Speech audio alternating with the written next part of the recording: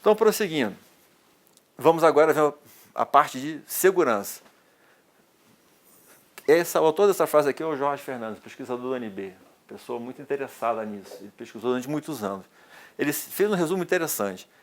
Para eu ter segurança, eu tenho que ter controle, associar uma hierarquia de controles dentro do sistema de informação. Controles internos desses sistemas e externos também. Né? Lembra do conceito de cibernética, do cybernetics, do grego, que era o controle de navios? Então mantém essa ideia. Para ter segurança, eu tenho que saber o que está acontecendo dentro do sistema de informação. Eu tenho que controlar os acessos, tanto o acesso físico àquele sistema, como acesso lógico também. E aqui eu tenho uma colocação interessante, isso aqui faz parte da ISO 27032, que fala sobre as diretrizes cibernéticas. Ela não foi traduzida ainda para o português, mas ela trata não mais de segurança da informação, como a ISO 27001 e a 27002. Ela já trata da parte de segurança cibernética. E aí ela coloca uma coisa interessante, ela coloca a segurança cibernética dentro do escopo da segurança da informação. E realmente, para mim, é isso. Algumas pessoas acham que a segurança cibernética substitui a segurança da informação, mas, na verdade, ela faz parte de todo esse conjunto. A segurança da informação é um leque mais amplo. E aí, nessa conversa da cibernética, eu tenho a segurança das aplicações, no caso, sistemas operacionais e programas que os usuários usam, segurança de rede, segurança da internet, que nós já comentamos aqui, né?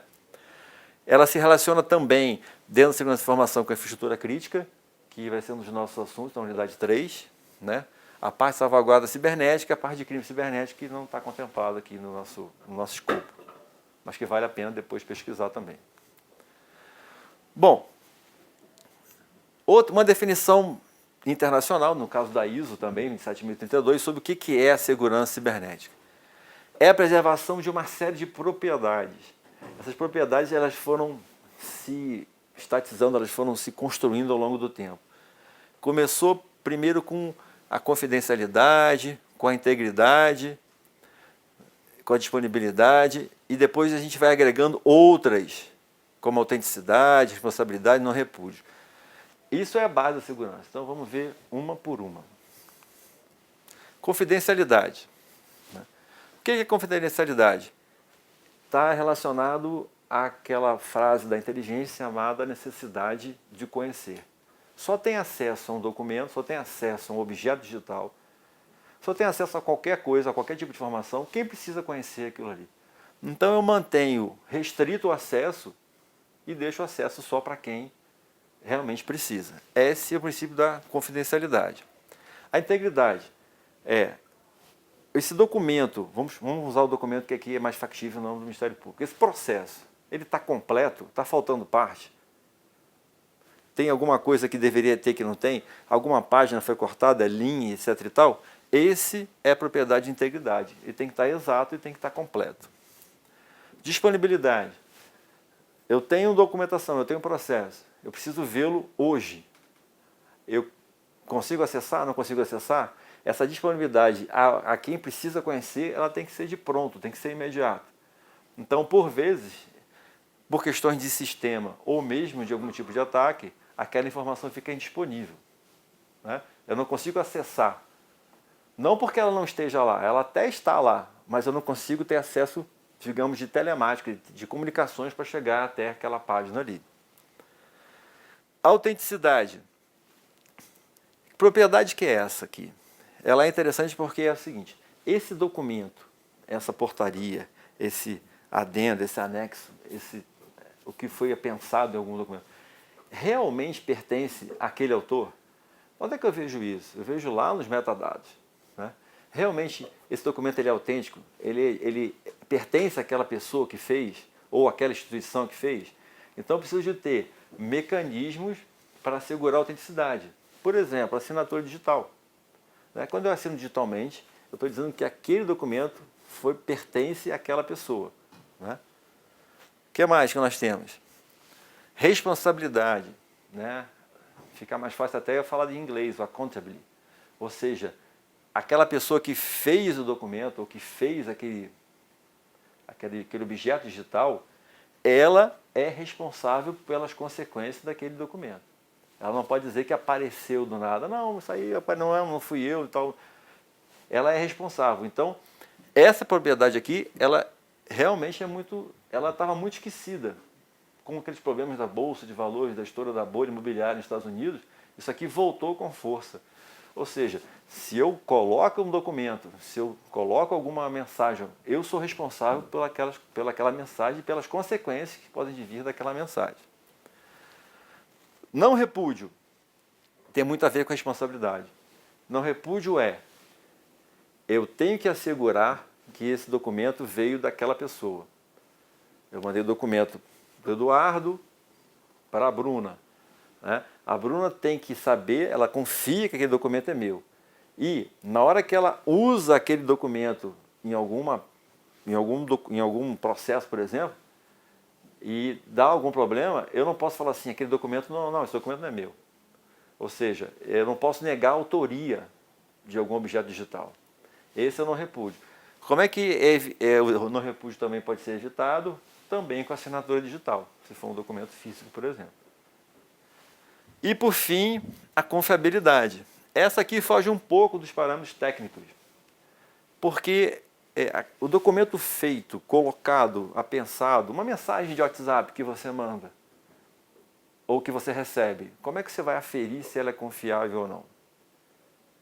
Ela pode estar íntegra, ela pode ter sido identificada, ter assinatura digital, ela está disponível, ela pode ser íntegra, ela está íntegra, mas e aí? Ele é confiável? Então sai um pouco do aspecto técnico e chega para o aspecto mais, digamos assim, até o mesmo holístico da coisa, né? Até onde aquilo é verdadeiro? Isso agora está sendo muito em evidência por conta das fake news, né?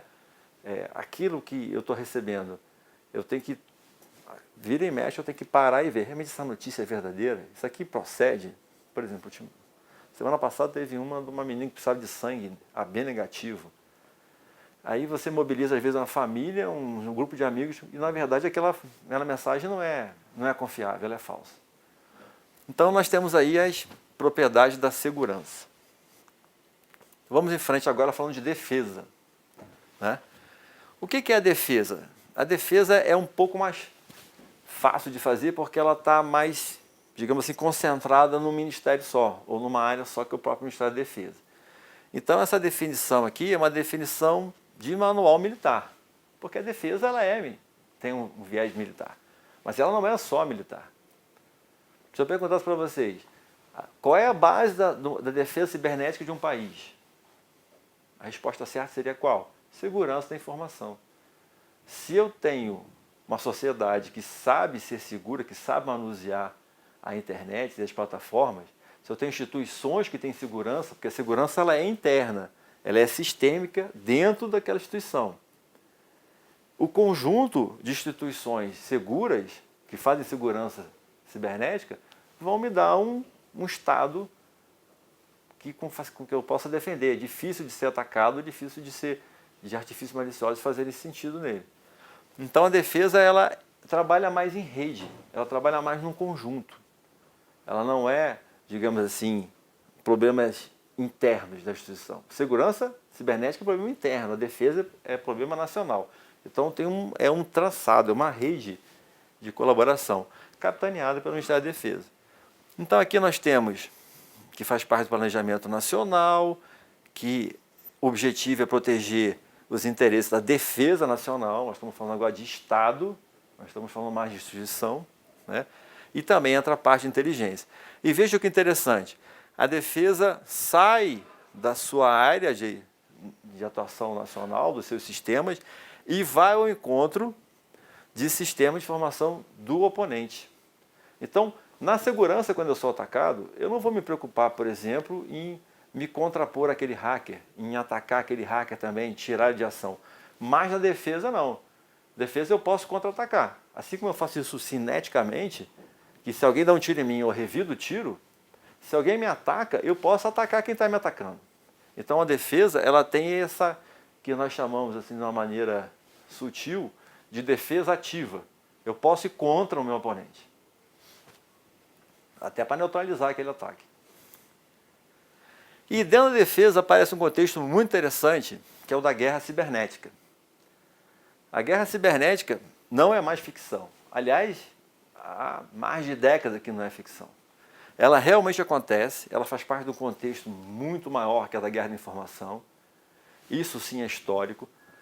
Por exemplo, lá no começo do ataque em Roma, no ataque medieval, quando você, por exemplo, soltava uma informação por um espião ou por alguém, deixava vazar uma informação de que você tem, sei lá, 10 mil cavalos para atacar. Na verdade, você tem 5. Você está mascarando a realidade. Então, isso é guerra de informação. Isso é muito antigo, né? Isso é feito pelos embaixadores, tem os espiões e tal. Tem entra a parte de sabotagem, parte de ações clandestinas, etc. Mas a guerra cibernética está dentro desse sistema todo, só que ela tem algumas diferenças. A diferença principal dela é o que a gente chama de assimetria. Eu não preciso de 10 mil homens para atacar ou para defender de 10 mil homens. Eu posso ter aqui um elemento, bem ou mal intencionado, que tenha muito conhecimento, ele pode deflagrar um ataque que vai influenciar e até matar dezenas ou milhares de pessoas. Então, por exemplo, um hacker, ele vai e ataca uma estação elétrica, por exemplo, uma subestação elétrica, e deixa uma cidade sem luz durante 3, 4 dias. Pessoas podem morrer. O hospital, se não tiver o gerador, pode morrer. A comida vai se estragar. A parte se for uma cidade, por exemplo, que esteja no frio, né, vai parar o aquecimento. Então, veja como é que uma pessoa pode fazer muito mal. Esse detalhe da guerra diferente, da guerra cibernética, assimétrico, é que é um dos fatores diferenciais. A gente vai ver alguns exemplos sobre isso, antes de terminar. E outra coisa, que ela foi inserida no aspecto da guerra multidimensional. Antes, qual era o padrão? Eu vou combater na terra, na água, no mar, né? E vou combater no céu. Né? Foi uma evolução, né? Começou pela terra, depois pelo mar e foi no ar. Na Segunda Guerra Mundial, da Primeira para a Segunda Guerra Mundial. Depois começou o combate espacial, o combate no espectro eletromagnético. E agora tem um combate de bits e bytes dentro do cyberespaço. No documento de referência também tem vários exemplos. Eu vou citar um, que foi o primeiro, que foi o da Estônia. O que aconteceu na Estônia? Um país não ficou, no caso a União Soviética, a Rússia, né, não ficou satisfeita com o que os estonianos fizeram e fizeram uma represália cibernética. Esse foi um resumo grande. Depois vocês deem uma pesquisada lá. Já na guerra isso não foi uma guerra, foi uma represália. Na guerra da Geórgia, aí sim, operações cinéticas iam ser feitas, ataques, né, operações físicas, com carros de combate, etc. e tal, mas antes, como preparação, foi feito ataques cibernéticos. Então vejam, a preparação usual de uma guerra convencional era o quê? Tiros de artilharia, tiros de canhão, tiros de navio, bombardeios aéreos. Agora a preparação é ataque cibernético. Um outro exemplo, um país, o Irã, estava produzindo energia atômica, produzindo urânio. Esse urânio podia servir para uma arma bélica de bombas atômicas. Para evitar aquela arma, foi lançado o Stuxnet lá dentro, que é um malware que interrompeu a fabricação do urânio. Então agora a guerra cibernética é uma guerra de prevenção. Prevenção através de um malware, de um artefato malicioso, em cima de uma estrutura física. E, por fim, um quarto exemplo, aconteceu há pouco tempo, né? A inteligência israelense percebeu que num determinado prédio havia uma concentração de hackers, né, de um país oponente, e esses hackers dali eram preparados vários ataques cibernéticos. Israel não fez um ataque cibernético àquele prédio, ela fez um ataque físico, ela foi e bombardeou aquele prédio. Então vejam que agora um ataque físico está inibindo ou neutralizando, né, ataque cibernético. Então vejam como é que é uma guerra assim, complexa, né, que tem várias variantes. E isso vai continuar evoluindo. Bom, já perto da conclusão dessa unidade 2.2, né? Da seção 2 da unidade 2. Isso aqui foi uma observação pessoal, ao longo de vários anos trabalhando nos grandes eventos, desde 2012, coordenando a parte de segurança e defesa cibernética até as Olimpíadas, o que a gente percebe? Que quando a operação é real e de alto risco, como foi a Copa do Mundo, como foi a vinda do Papa, como foi a reunião da ONU, com vários chefes